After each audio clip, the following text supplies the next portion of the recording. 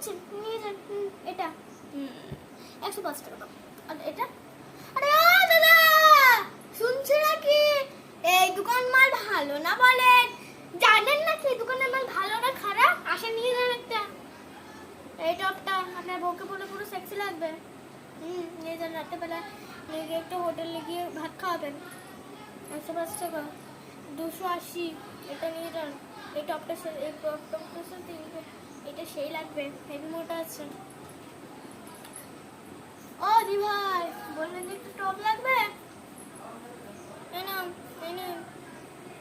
এই টপটা পরলে আপনাকে সেক্সি লাগবে। আর এই যে প্যান্টটা দেখি